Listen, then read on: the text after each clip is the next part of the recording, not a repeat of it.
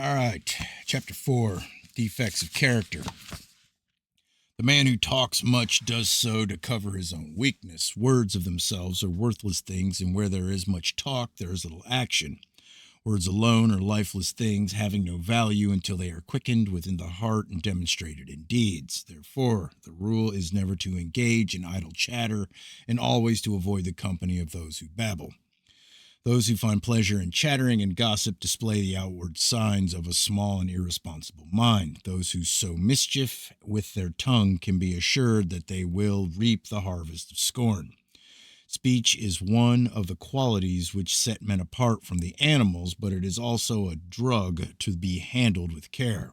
Therefore, treat all words as an apothecary does the drugs of a prescription. They must be carefully measured out and weighed, with every precaution taken against an overdose. Overindulgence in talk displays a defect of character. Therefore, even when praising another or lauding his virtue, excessive talk should be avoided, lest the speaker be accused of hypocrisy or patronage.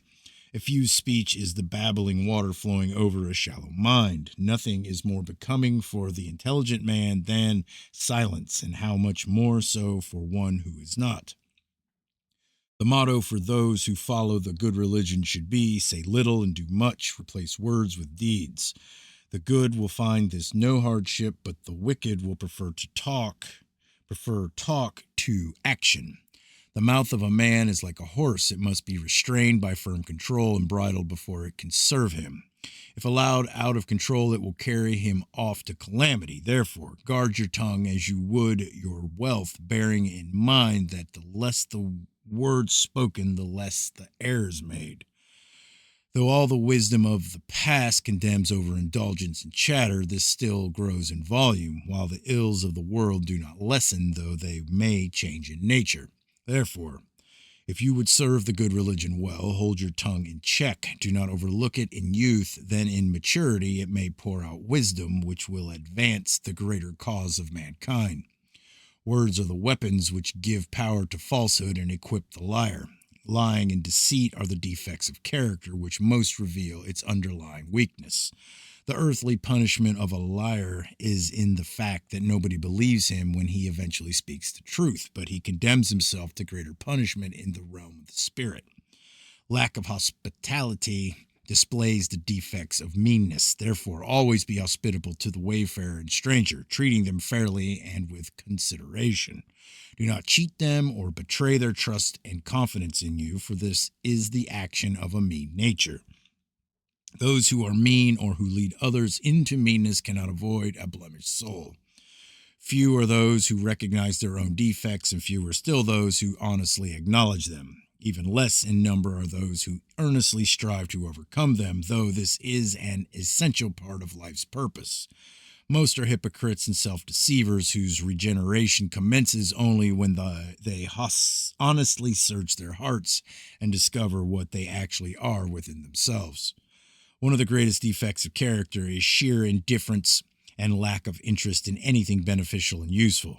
A man can gain wisdom and enlightenment only when he has labored at reading and diligently studied the sacred books. Casual thinking about higher things and reading for amusement or pleasure produces no beneficial effect and serves no useful purpose. The man who is dominated by passion and is a slave of his desires is one whose character is weak. He can serve nothing greater than an earthly end. To serve the good religion, a man has to rise above this end and the means for so doing. The reason and purpose is the revelation contained within the sacred books.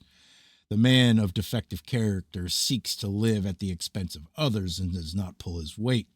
He takes and does not give. He is a parasite on the body of mankind. Therefore, bear in mind that he who eats from the produce of his own hands is contented in the heart and refreshed in spirit.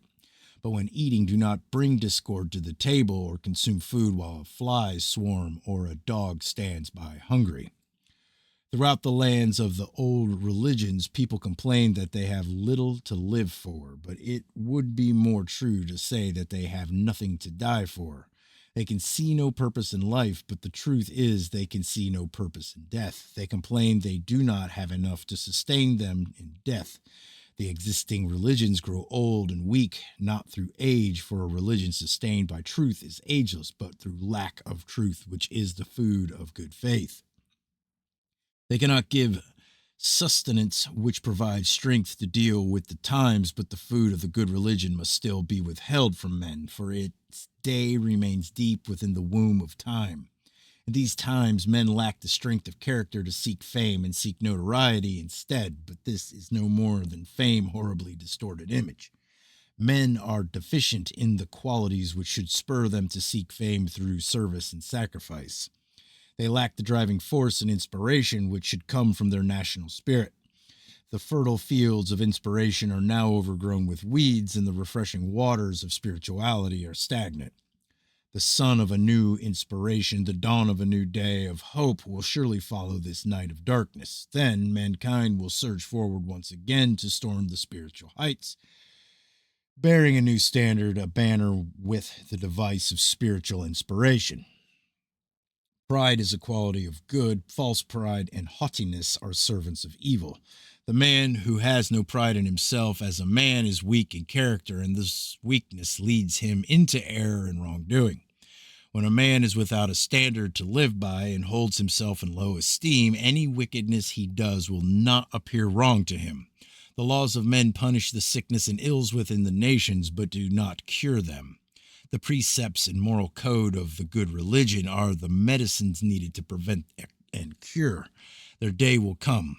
If a man is more concerned about what others may think of him than about what he knows himself to be, if he fears their judgment more than his own, then he knows the worthlessness of his own opinion. Man must be made to stand proud in his strength of character and moral integrity. The duty of religion is to make such a man. To be good, a man must not only live a good life, but he must also do good deeds. These should not be only such as to come his way or result from his inclinations. They must also be the result of effort, search, and sacrifice. Doing good when the opportunity arises is not sufficient, for real merit results only from a hard-fought battle with evil. The man of sound character bestirs himself in the cause of good and diligently studies the sacred books to know what is required of him. He accepts with good grace the tasks imposed upon him and does not shirk his duties and obligations. He does not try to interpret the words of the sacred books in such a way that things are made easier for him. He does not treat their command lightly, neither does he shun the service they require from him. He knows that no matter how hard he strives, they can still lead him on towards greater perfection. No man is asked to be perfect. He is asked only to strive towards perfection with all his heart and strength. No man can ever be a failure if he strives to do his duty and undertakes all things he should. But if he turns his back on his duty and shirks his obligations, he is always a failure. A man who seeks to boost himself by displaying his cleverness is like a commander who reveals all the secrets of his defense. He lays himself open to easy conquest. The defects of character are many and varied, but before they can be overcome, they must be discovered.